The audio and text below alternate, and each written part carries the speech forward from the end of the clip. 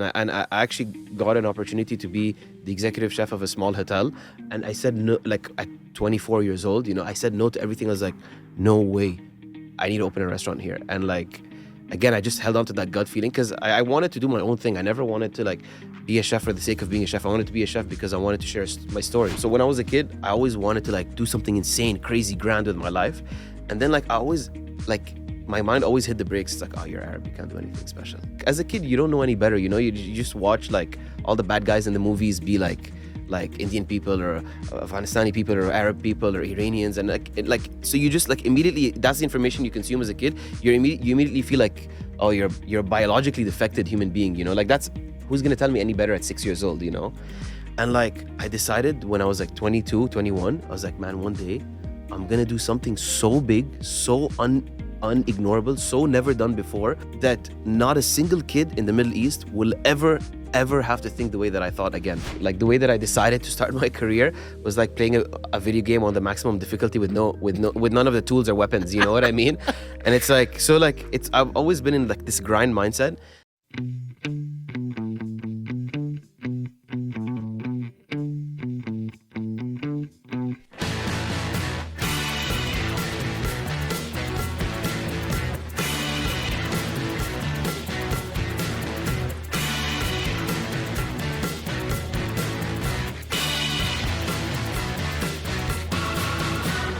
Welcome back to the Chef JKP Podcast. And on the show this week, I'm extremely excited to have the chef and co-owner of Michelin-starred restaurant Moonrise, Solemann Haddad. Solemann, welcome to the show. Thank you so much. It's my pleasure to be here. So, let's get to the nitty-gritty. First things first, can you tell me your earliest or your favorite ever food memory? My earliest or my favorite? I get asked that question like, not that much, but not enough. So I always like don't have the right answer. I guess for me, like my earliest. Oh, okay, this is my favorite one. Maybe not the earliest one, my favorite one. My grandfather owns a restaurant in Qatar. It's called Mat'am al-Khayme. It's like an institution restaurant in Qatar. It's like, but now it's like old. But like back then, when there wasn't much, it was one of the famous Arabic restaurants. And I just used to go there, and I used to be like the worst rascal ever. I used to like steal the shawarma knives and slice the big cans of Coke and make them explode. I'd have like BB guns and I'd shoot them at guests. Like it was horrible. It was How amazing. old were you? I was like 6. Nice. It was yeah. You had guns back then? No. Like it wasn't The really BB guns. It was like a gun. It wouldn't shoot anything, but it would make a pop and a smoke. Love it. Yeah. Love it was it. everywhere, like in Dubai and Qatar back in the day. So. And is that the types of food that you would eat, like super Arabic? No. I wouldn't eat anything there. I would just be a menace, and then I'd go back to Dubai. First memory is my brother would never let me use his cookbook. My brother's 2 years older than me, so we had like different school schedules. I'd come home before him, take his book. I knew where he hid it. I didn't tell him that I knew where he hid it. Lock myself in the kitchen, and I just start cooking, making like sandwiches and omelets and grilled cheese.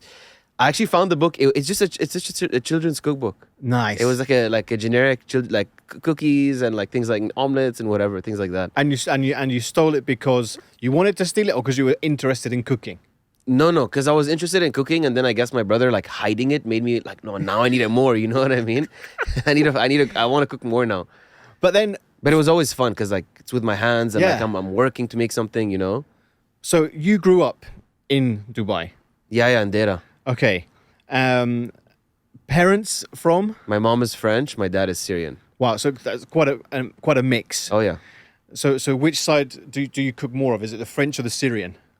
I don't know. Like I always say, like when you become more at peace with yourself, you become what you run away from. And I always used to run away from French, like food. And I was like, no, we have to focus on like what we're doing here in Dubai.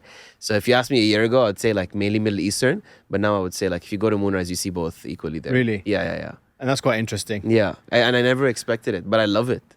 Nice beurre blanc, good amount of butter. But like we mix it with Middle Eastern and Japanese ingredients and things like that. Because it must be quite interesting to be able to mix those two influences first off. I mean, like sometimes people call what we do fusion. Like in my head, it's so not fusion because like, I mean, first of all, I don't like the word. But like, even if there was no connotation to the word, like objectively, like I grew up eating Indian food. I grew up eating Japanese food. I grew up eating...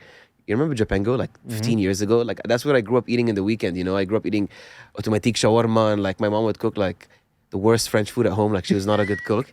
But like I grew up eating with all of these things. So these are all part of like my childhood bank of food memories. So like these are just pieces of puzzles that like the same way for someone that's born and raised in Syria, I don't know, mixing tahina and chickpeas, like mixing miso and I don't know, like mixing ponzu and butter to make a beurre blanc. Like it's so natural in my head because these are all flavors I grew up with. And I think it's a really good thing because it gave me like these puzzle pieces which are so random to the outside world, but I'm so lucky to have such a diverse amount of puzzle pieces in my mind. You know what I mean? But I think that's amazing because it gave you what all of that information that you have now. Oh yeah, 100%. To go into what you're doing from day to day. So then, college wise, what were you? Was it food you did, or you did something different? I went to uni in Sharjah, American University of Sharjah. Respect to American University of Sharjah. I'm just not an education person. Like I have a hard time being in an educational kind of environment because like I like being free and doing whatever my mind thinks I have to do and whatnot. Even when I was in cooking school, I had a hard time. But I studied international relations in AUS, and then I went to Japan, Cordon Bleu, and then London, Cordon Bleu. Wow. Okay. Yeah. So that's what I'm interested in. Let's talk about the Cordon Bleu first. Okay. Japan. How was that journey for you first? So like I was 21 when I like booked it, and I just saw that there was an opening at the time that I wanted, and I was like, oh, I don't know anything about this country. I'm just gonna go. You know what I mean? Where in Japan was it? It was in Tokyo. Okay. It was one of the central districts of Tokyo. I forget what it was called. But like it was. I just saw that there was an opening in a country that I had no knowledge of. It wasn't. It could have been Indonesia or Philippines or Australia. It was just like, oh, let me throw myself in ice cold water. You know, like that was the idea. And then I registered and I went there. It was a very basic like bakery program, but it was mainly about what I would be doing outside of the school than what I was doing inside of school. School was anyways like 5 hours a day. And how did you find Japan as a whole? It was really insane, but like especially as someone like me who like I'm very like have very strong roots in Dubai. Like I feel like a fish out of the water in Dubai. First 3 weeks you're like, whoa, everything is better. Even the graffiti is better, and the sandwiches are better, and their alternative of cafeterias are better, and everything is. And then like 3 weeks later you're like, man, I need to go home. This is like too different for me. So Japan is an amazing place, but it's not somewhere that you can easily adapt to. But I think that's like everyone has that issue, you know. And how long it's were you? It's an alternate like version of humanity. Because it looks amazing. It is amazing. And how long were you there for? Like 7 or 8 weeks. Okay. Yeah, this is like 6 years ago. So that's quite full on. 2018, 5 years ago. And then directly after that, you came back to Dubai? Came back to Dubai for less than a month, and then went to cooking school in London. And that's where I did actual like cooking school, like the full program. And it was Cordon Bleu? It wasn't Cordon Bleu. It was a school that shut down like after my batch actually. But it was like you get the Cordon Bleu diploma. So like I just say Cordon Bleu just to like avoid the confusion. Sure, but yeah, sure. So let's say yeah. And in that cookery school? It was in Woking. In Woking, yeah. Close to London, Reading, that sort of area. Yeah. And how long were you there for? I was there for 6 months. And what type of was it a proper school, or were you actually doing placements where you worked in kitchens? No, it was a proper school, and it was like 10 to 12 hours a day. Okay. And then like somehow. But that's intense. Oh yeah. And like you get like an hour break, and like it was a nice environment, but it was I guess it was really good to go like to get used to standing on your feet like that long, you know. But then I also like from my own side like did things like stages in other restaurants and whatnot. The only thing I regretted was that like I was like 22, like so shy, and like I never went to dine out in Michelin-starred restaurants because I was scared to eat alone. And there was like, so many there. Yeah, and I'm like. And I lived in central London, like I was less than a kilometer away from like 10-starred restaurants. I was like, oh. But it's okay. Somehow it doesn't matter in the long run. All's well that ends well. But I like sometimes I tell myself I should have gone to eat some more. So then, break that young shy barrier. Yeah. So look, after you came back from London, you did your amazing stint in Japan, back London. Tell me about your first time in a proper kitchen then. So. My first time in a proper kitchen was in London. There was this 1-star restaurant. Name? Murano. Mm-hmm. It was in central London near Piccadilly, near where the Ritz is. With Angela Hartnett. Yes, exactly. And like I just like applied in every like 1-star restaurant until someone replied to me, and I just went for it. I would do like night shifts there, and it was really cool because I learned a lot of what I like and what I don't like about kitchens, and like it gave me a lot of proper perspective that cooking school. It gave me a lot of proper perspective that in 3 weeks that cooking school couldn't give me in 6 months. You know what I mean? Yes, exactly. Yeah. So that's really interesting. So then, after that, you finished. You came back to Dubai. What project did you take on then? When I came back to Dubai, I just started doing consulting. Like, I don't know, like when I came back to Dubai, I've always been someone that believed in myself so much. I remember like telling myself, like, I'm not going to a dungeon in Europe and God knows what's going to happen to me. And like, like the old school way, Ah, yes. I was like, yeah, I'm like, first of all, I'm going to make sure the chain stops, like the chain of like, the reputation that our industry has. Yeah. I'm going to make the chain stop. And one of the ways I'm going to make the chain stop is not giving the chain access to me, the chain of hardships in the kitchen, let's say, like in a nice way, Yes, yeah.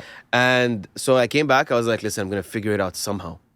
And I always believed in myself. So it's like, I'm always like, someone's like, I'm going to get there. Like here, I'm in point A, I'm going to get to point B. I don't know how, but I'm just going to get to point B. And that's what matters, I'm just going to visualize working in that direction. And then I just go through any door that gets me closer to point B. So what was the vision? So the vision, at the time, I guess there was no vision. I was just like 22 years old. So consulting in what sort of projects were you doing? So I was doing like consulting for coffee shops, Right. making them like nice menus. I was really good, especially back then at like bakery. Now I mostly forgot it. We just have a really good bread recipe in Moonrise. That's the legacy of that past. And like things like that. And then what really like gave me like, whoa, like I remember I felt like I was tripping. Like there's no way that I did that. There was a restaurant in Dubai called Mizan, and like it was doing okay. And then I just went to the owner. I was like, listen, you have nothing to lose. Give me a shot. I'll make a menu for you. And this was like 2019, and I ended up making the menu for them. And like I mean, I'm not sure I'm in the place to say actual numbers, but like it started doing really well. And like it gave me that crazy confidence boost. I was like not in an egotistical or arrogant way, but like, oh wow, like I can actually do something if I just push myself and believe in myself. And like that was the first time it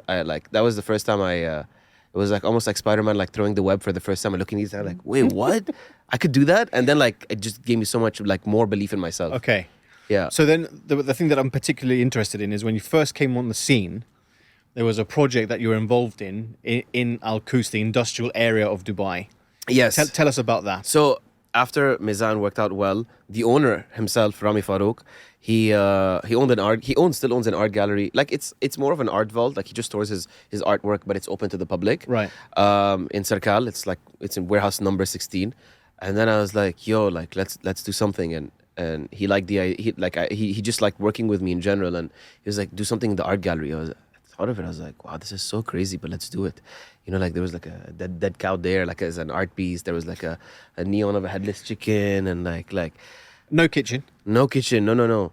And like, I don't know. I was just like, okay, let's just make it happen. Like low budget, let's just make it happen. And we did. And I'm very thankful that we did it, because like, even though the standard of the food obviously was like my first ever like standalone thing, it wasn't that good. It was the first time my name got out, and that was really like the rope that I held on to that like ended up bringing me to Moonrise. So with warehouse number 16, what was the premise of the food?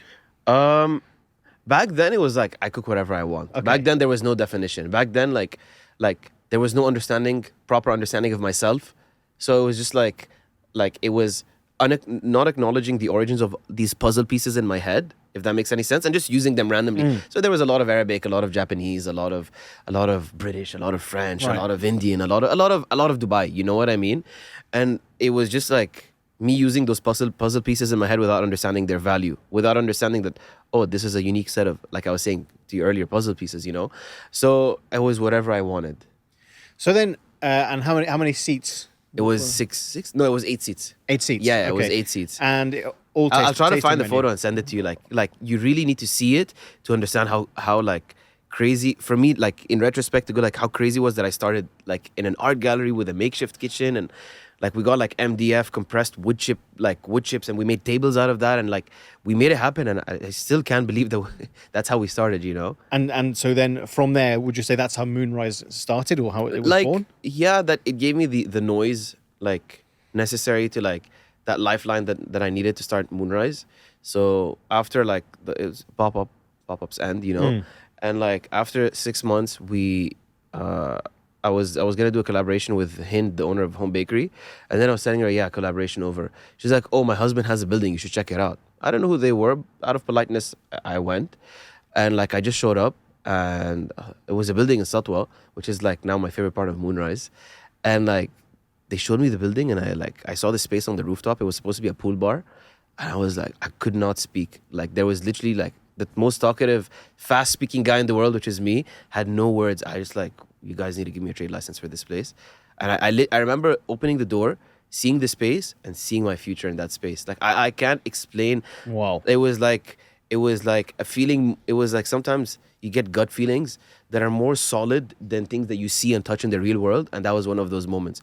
And like I could have gotten other jobs, and I actually got an opportunity to be the executive chef of a small hotel.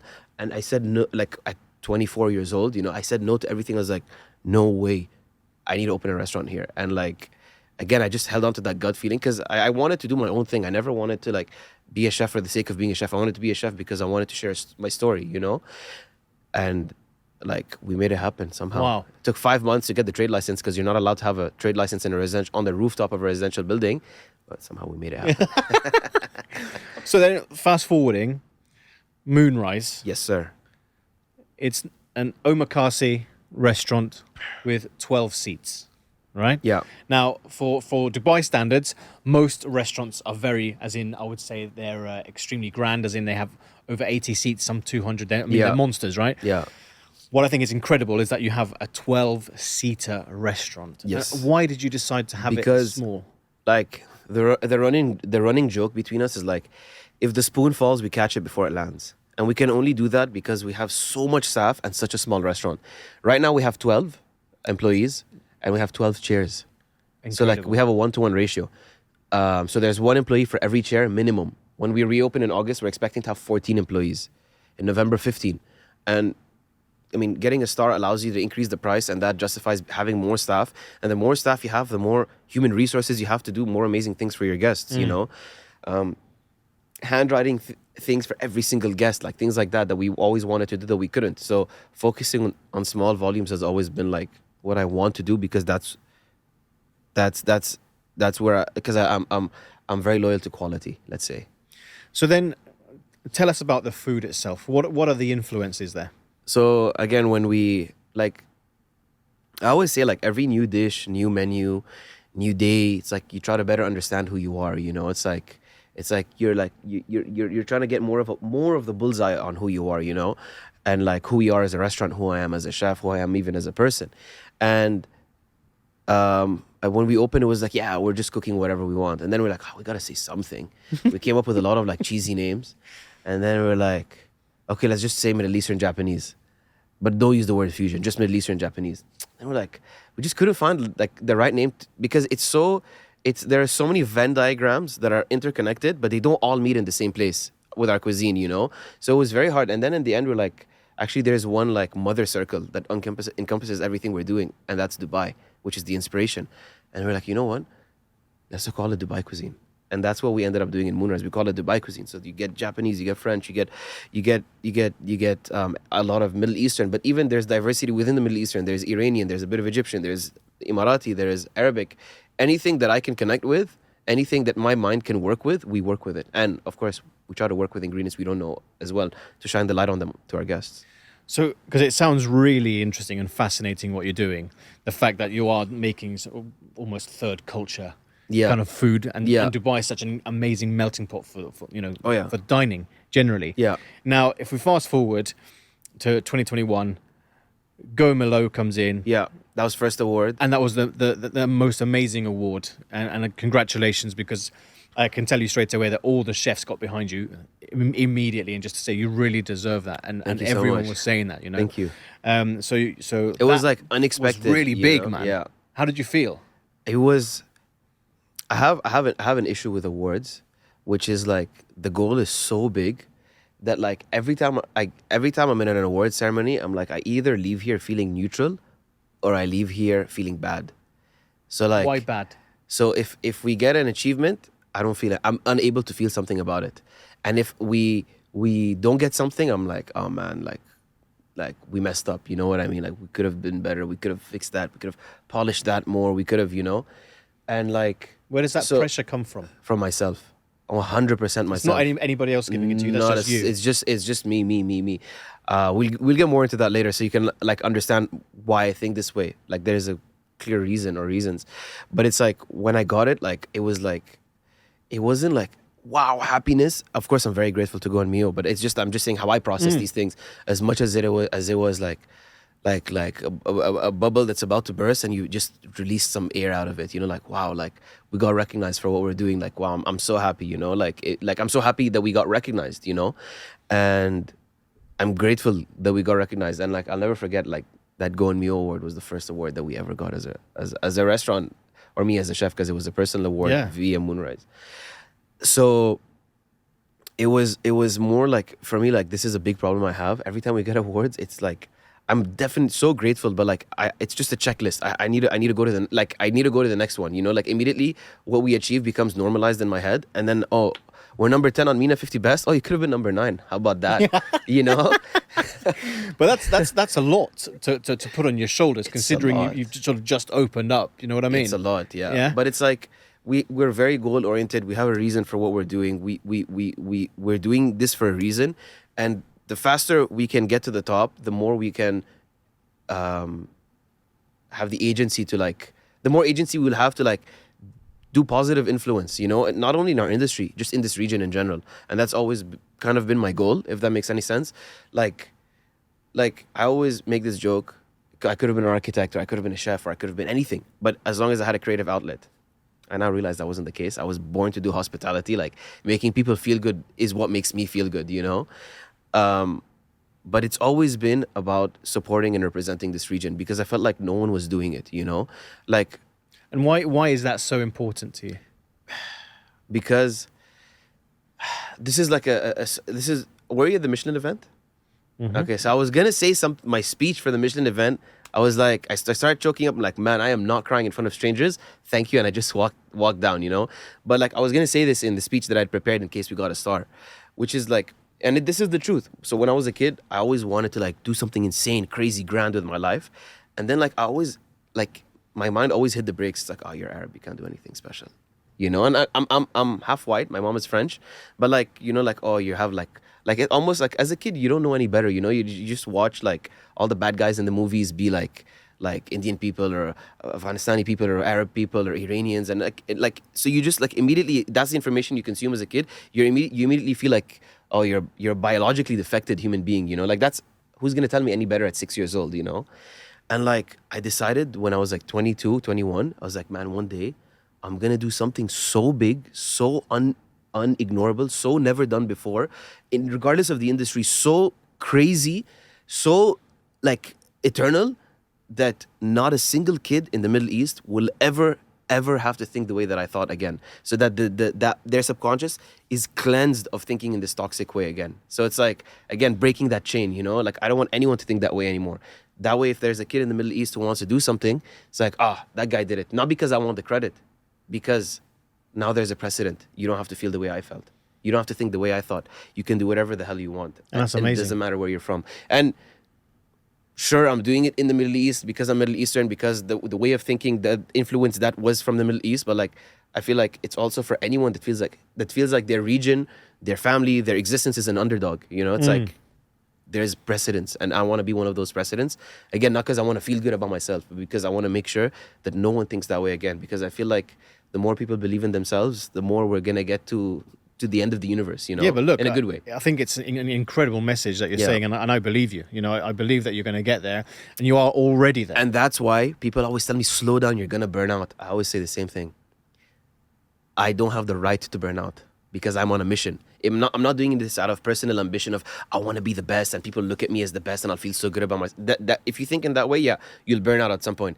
But like I'm on a mission. When you're on a mission, you can't burn out. True. You don't have the right to burn out. You have to finish the mission, then go burn out. You know what I mean? Big time. Yeah. So look, tell me then about Michelin Day. Okay. Okay, so because I want to know exactly on that day, did you know that you got the star when you received it? Or was it a case that you were called or you had an email, whatever it may be, and then you were just waiting? You didn't know? No, we just got an email like last year. So in our heads, it didn't mean you're getting a star. It meant So you didn't know? No, it meant you're likely going to be included in the Michelin Guide that year. Okay. That's how we understood just it. the name. Yeah, You know, yeah. Like without a to be star, listed, maybe right? you get, I don't know, service award, but no star. We didn't know what. We just got the email and we were like, oh, okay, amazing. Thank you so much. And then we went to the event. And then when we arrived at the event, I saw how small compared to last year the reception was. Right. And I was like how, not small in a bad way, like how exclusive it Yes. was, you know? And I was like, oh, okay. Don't think too much. And then they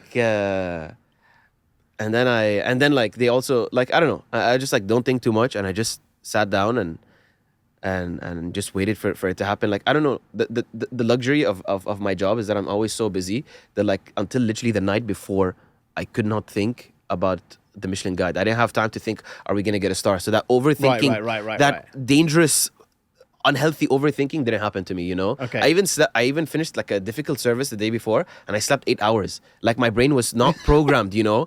And then I woke up at like 9 and I was like, oh, now I can feel it. Michelin Guide, let's go. Okay. So it was almost So like on the day- I suppressed the anxiety until the day of. Right.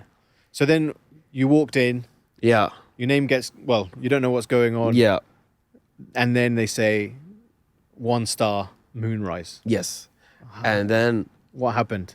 And then that was like, it was like a massive relief because it's like, again, thank you to the Michelin Guide. It's like, man, we got one huge step closer to that mission, which is like representing and pushing this region, like in the most positive way possible, you know? So like that was like a lot of like lightheadedness for sure that day. It was like, no way, you know, like it was an amazing, amazing feeling. Obviously it was what we were working towards. So Yeah. So I don't know. It was just definitely a very special moment and a very special day. And it's like one thing about me and Moonrise that happened is that the success, knock on wood, alhamdulillah, came so fast that I, like, even if I was a cocky guy, I'm not, but even if I was, there is no time to become cocky, you know, like people start respecting you and you're like, what, me? Why are you respecting me? I'm just the Kachara guy from Dera. You know what I mean? Like, it's true, you know? And like everyone starts respecting and you're like, oh man, like a year ago, no one knew about my existence. You know what I mean? Like, so you don't get the chance to become cocky. You know, you just like, it hits you faster than you can process it.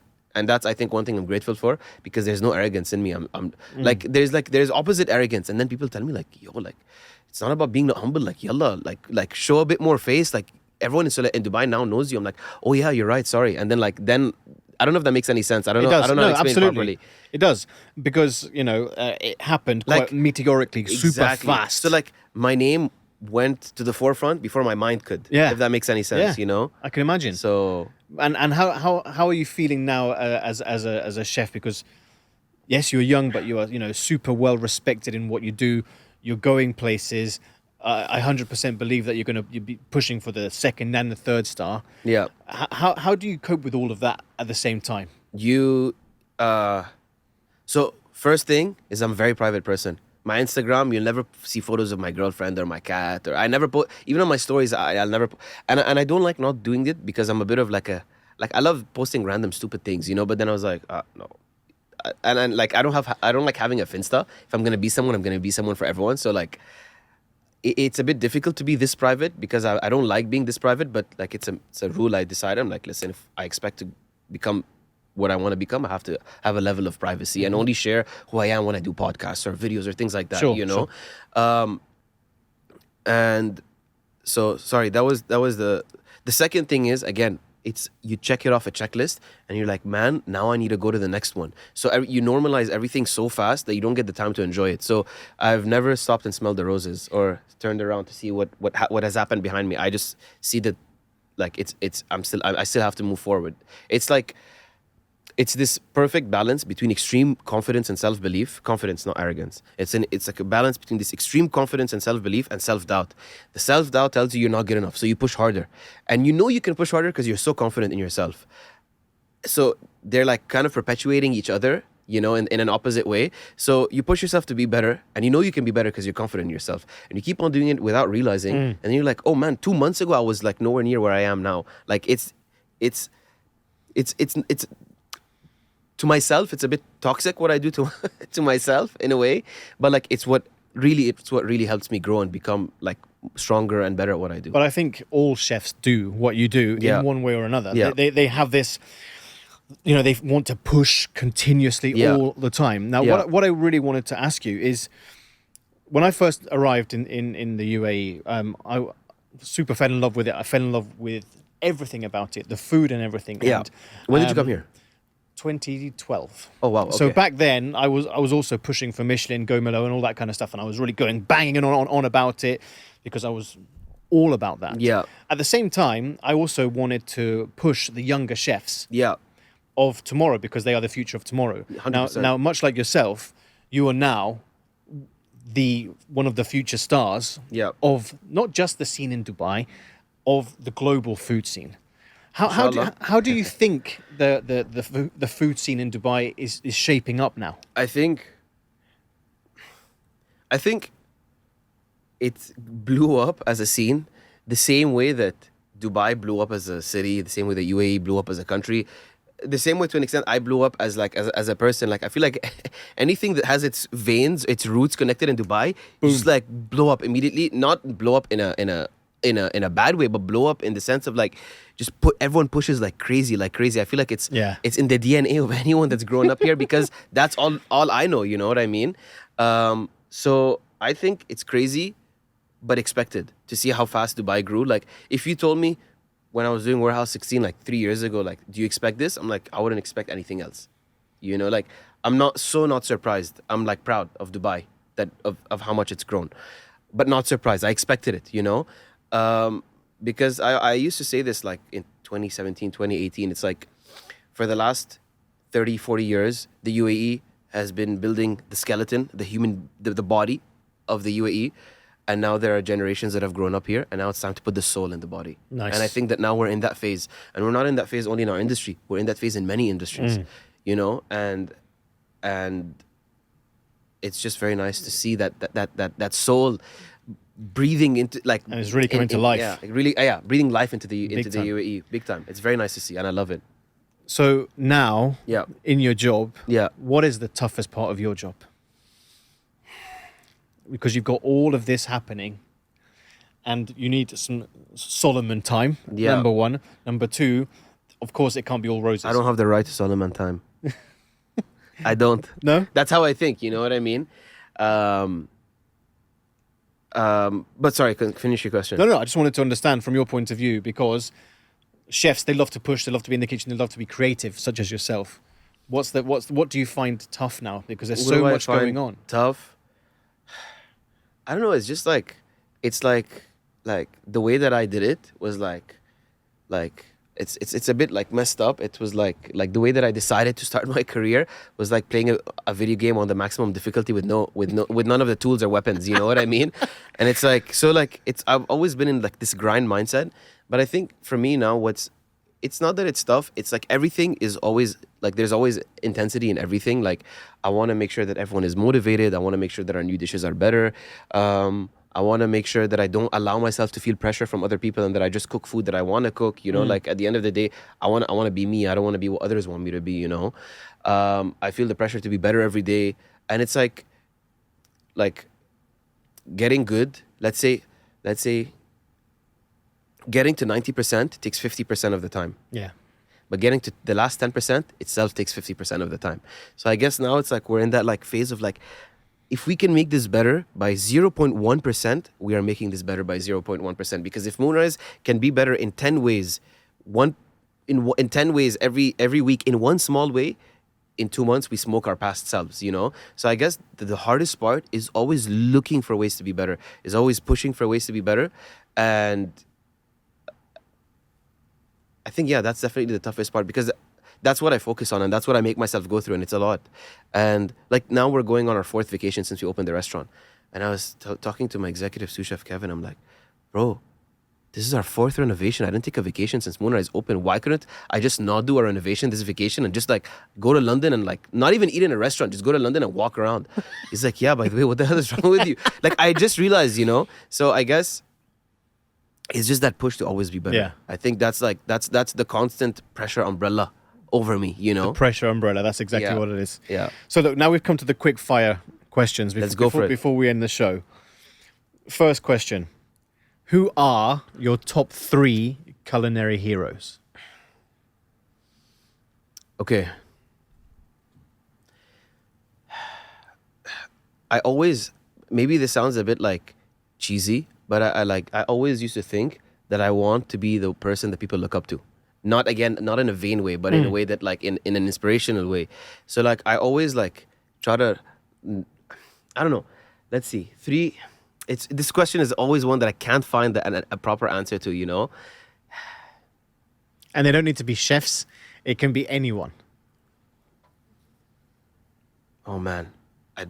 Let's save this quick I will fire come back to question you. because No it's going to be problem. slow fire for this one. All right, so I need to think about it. So next one. You don't need to name names or places. Yeah. And it can be anywhere in the world. Okay. What was the funniest kitchen incident that either you've been involved in or have seen? Oh my God. Okay. It happened a month ago in Moonrise. Okay.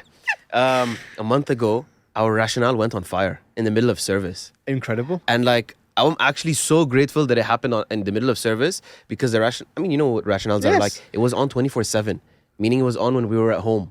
Oh Meaning my that like God. I'm like just grateful that it happened in the presence of the entire team. Right. So we were like in the middle of service. So a week before, the rationale went from we used it to hold our sauces and warm the plates during service. Right, okay. So it's at 70 degrees, 0 humidity. Middle of service, it goes to 160. Everything overboils and melts. We're like, No. Oh my God. like what the hell? Oh my God. And we thought someone like we have such a good team spirit. Yeah. So we were so like mind blown that someone would sabotage, like someone from within would sabotage Right. us, you know, because we're such a family, you know, and we couldn't. Me and my sous chef and my other sous chef, three of us were like, man, who did this? Why? How could someone do this to us? We were trying to justify someone else making it as a mistake, you know, my like God. maybe if you open the rationale like this, you pressed it on this mode, and Right. and we just couldn't get to the bottom of it. A week later, the rationale goes back to 160. I walk out from the back, like in the back, like dishwashing area where we have a seat. I was just sitting there. I walk in, I'm like, Moonrise smells like there's someone's cooking gratin at home, like just like you know, like gratinated Yeah. cheese, you know. I don't know. Kevin's in charge of the kitchen. He's a good sous chef. I'm sure he knows what he's doing. What the hell? The oven was completely overboiling again at 160 degrees. We just look and we're like, whoa, what the hell? And then we just, in the middle of service, we discreetly remove all the overboiled sauces. We put all the plates back for washing. We just replace all the sauces, and we're like all under so much anxiety because we're like, oh, we don't have enough sauces for second dinner. Oh. And we're like, I remember like I was like so like for me, like when bad things happen, I get so motivated. I always say, if someone wants me to fail, don't hate on me. Just leave me alone, because if you hate me, you're gonna make sure I succeed, you know. So like, everyone was like we had 2 people have panic attacks in the back kitchen in the middle of service. They're like, chef, we don't have enough sauces. What do we do? I don't know what. I'm like, guys, I am going to make these sauces before second service. The sky is blue. That is a fact. Those sauces are going to be made. That is also a fact. Go back to service, you know? And then like 5 minutes later, I just keep an eye on the oven because I got paranoid. I'm just like looking at it. 5 minutes later, the oven's at 300 degrees Celsius. What the hell? We take everything out. The oven just goes on fire. Actually on fire. On fire. You know, like the rotating thing? You know, Yes. the rotating where you put the tablets? Yeah. Inside that, there was a fire. So it was probably the computer system glitching or something. And then In like, front of the guest. in front of the guests. So like, I think like this is the funniest way we ever dealt with the situation. Like I pride myself. I believe that I am very good at dealing with emergencies. So I'm like, guys, don't worry, Kevin, my sous chef, Kevin, discreetly remove the fire extinguisher from the wall and don't press any buttons until I tell you. Sorry, guys. As you can see, the oven's on fire. We're going to have to put the dinner on hold for 10 minutes. If you could just walk out of the restaurant for 10 minutes, we're just going to replace all of your cutlery, all of your drinks, and we're just going to we're just gonna cook the fish again and restart in 10. And you said it really chilled like that? Probably in a calmer tone than this, in a joking tone almost. And then like I turn around and Kevin's like struggling to like pull out the fire extinguisher. Man, I just grab it, I rip it off the wall. I looked at the fire extinguisher, I was like, man, it's me or you. We rip it off the wall, we turn off the oven. We sanitize the entire restaurant because we don't want like any of that like chemicals on the food or whatever. We like take a light and we check the table and the wine glasses to make sure no fire extinguisher went in. Sanitize the oven, put the AC on blast to clean the air. Back to service. Jesus, man, no worries. Amazing. No worries. And that was the funniest thing we've ever done. But it was one of those things, you know, like in Dragon Ball Z. When I don't watch Dragon Ball Z, but you know when they do these like moves, like the Kamehameha, and then like they just faint after. It's like I did that and I was like, wow, we dealt with it so well. But like for 3 days, I was gone after. For like a good week, I was like, that took all the mental juice I had. Oh my God. I like that one. That was the funniest thing that ever happened in the kitchen. Right. Advice for young chefs. Advice for young chefs. So my first advice is, my existence is this advice, is that you have to believe in yourself. This is the first thing. Second thing is I always get like invited to like, let's say, talks. Mm-hmm. I got invited, the school that I went to, they invited me to do a talk about like why if someone wants to become a chef, they should do it. And I said no. And I said no because I feel like I would be lying to say it's an easy industry, and I don't want to just like lure someone in like, yeah, haha, come, it's so good. You know, I don't want to, it almost feels like a manipulation to me, like, to tell someone, yeah, join the industry, don't worry about it. It's very hard. It's very tough. But what I also always tell my chefs is like, if we were architects, whatever, and we had a dream as big as ours, we'd be working as hard as we're working now. So, true. You know, so all I would say, and every time someone makes a mistake in Moonrise, I'm like, guys, like I'm not a shouter. I don't like shouting. I'm anti all of this energy. I heard you're very much the same. You know, like you're a very like nice person to work with in the kitchen. I don't know who told you that. But, my sous chef, one of my sous chefs, Bradley. But like I don't know, like I like having just a good energy like in the kitchen. But like when someone makes a mistake, I say this one thing that like it's like very sharp. It makes everyone feel so bad. I'm like, guys, we work this hard. We don't see our families. We don't see our girlfriends. We can't get married because of how much we work. We this, we that. The least we can do is owe it to ourselves to not make these stupid mistakes, you know? So if you're gonna join this industry, you have to join with this like that mentality of like everything has like I need to know, you need to know that you're jumping into the meat grinder. And it's very tough. But if you have a dream and you want to make it happen, I think that in Dubai and here in the UAE and in this industry now, like right industry and right country, this is the best place to start cooking. Amazing advice. So amazing advice, really. One more thing. I'm sorry because you're from the opposite school of me on this. What I did is not magical. Anyone can do it. You just have to believe in yourself and you just have to become obsessed. Like I taught myself how to cook because I literally would wake up at, let's say, 9 a.m. and I would like read books and watch YouTube videos until 5 a.m. the next day. And I would do that for months and months and months in advance. And then I just had so much information in my head and I just started. So like, I feel like sometimes not only chefs, people tend to put themselves down and wait too long to become who they want to become. And like, I think that if people believed in themselves more, they could grow so much faster than they can. And like Moonrise is the best example. Forget me, my sous chef was a demi chef in Three Fields a year and a half ago. Now he's the executive sous chef of Moonrise. I travel and I leave the kitchen to him. And sometimes I don't taste the sauces anymore because I know he can make them as good as me, if not better. So I just feel like a bit more self-belief is really the key ingredient in the recipe of joining the industry. And you also put that belief into the team. That's why it's important. Oh yeah, 100%. So 100%. What advice, if you could go back in time, would you give to 16-year-old Solemann Haddad? I think somehow I'm the same person, so I don't know what I'll tell myself now. No, what advice I would tell myself is I always hesitated to follow my gut, but I always did, you know? Follow your gut blindly. Like I've done crazy things because my gut told me to do it and I hesitated. I still did it. Just trust. So this is the advice I would tell myself. And I say this to people all the time. The universe chooses people that choose themselves. No one is born chosen. Choose yourself and the universe chooses you, if that makes any sense. And I chose myself and I believe in myself. And I think that manifestation helps you a lot. So follow your gut and choose yourself and believe in yourself. Incredible. Yeah, that's my advice. Right. Are you ready? Yeah, okay. Top 3 culinary heroes. Okay, now I'm so busy. I don't look at my phone anymore to have heroes. So I don't have an answer for you. And when you were growing up? When I was growing up, I definitely loved Rene Redzepi a lot. Now that I've grown into my own identity, I see that there's no connection whatsoever between his kind of cooking and my kind of. I'm like, make just good, homey, tasty food and make it insane, you know? And he's like more on the avant-garde kind of like front. And I don't mind using fermentation and this and that, but for me, it's about making like approachable food, not like creative, yeah, but not creative in that way, creative in my way. But definitely Rene Redzepi, like, I gave me a lot of like that push. I beat him to something. He was the first guy to ever make it on a world 50 best on a 50 best list. He was the first guy to make it to a 50 best list. He was 27. I did at 26. Amazing. So I went to the head of 50 best. I was like, Will, did I beat him? He's like, I think you did. He's like, you can say you think you did, but I can't confirm it. So, anyways, he did it on World Mr. William 50 Drew, best. right? William Drew, yeah. Okay, yeah. Nicest guy. So Rene Redzepi, I don't know. Now I've got, again, when you become at peace with yourself more than you were before, you start realizing that who you've been avoiding is who you love all along. So like now I love looking at a lot of old school French food, and I'm like, man, this is where the real taste is at, you know? So I wouldn't say like any like, I don't know, like Yannick Aleno came to the restaurant like 3 months ago. Oh my God. And he was like, he's like, wow, your sauces are insane. I was like, oh wow, no way. Like you saying my sauces are insane is like, it's like, yeah, you know?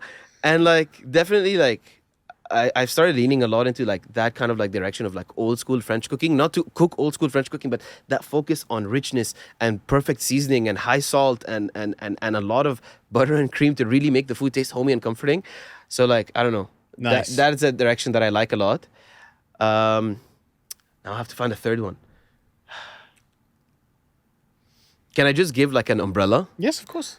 Growing up, I just inhaled food content from the Food Network and from BBC Food. Okay. So anyone that was there was a big part of making me deciding that wiring me into joining this industry. Wow. So amazing. So Solemann. Sorry, I couldn't give any fixed No. names. This is good. I like it. And you know that's what chefs do. That's exactly what I did. I immersed myself and I was obsessed with chefs and books and all of that kind of stuff to the point it was super unhealthy. So that's the way I was really thought about it. But look, Solemann, I just wanted to say we've gone through so much information at that time. I just want to say, first of all, thank you. Fast talker. No. Thank you so much for coming onto the podcast. It's my pleasure. All of us in the industry know that you're going to go places and are going places, and Inshallah. we fully support everything that you do. Thank you so much. It has been an absolute pleasure and honor to have you on the show. I cannot wait to keep tasting all the incredible things that you're doing. And really, where can we find you on social media if people wanted to get hold of you? Just find me on my Instagram, which is Solemann.xyz, or on Moonrise's Instagram, which is Moonrise.xyz. Boom. And look, once again, thank you so much for coming onto the show, and we wish you all the very best. Of course. Thank you. Thank you so much. Pleasure is mine. Thank you for having me.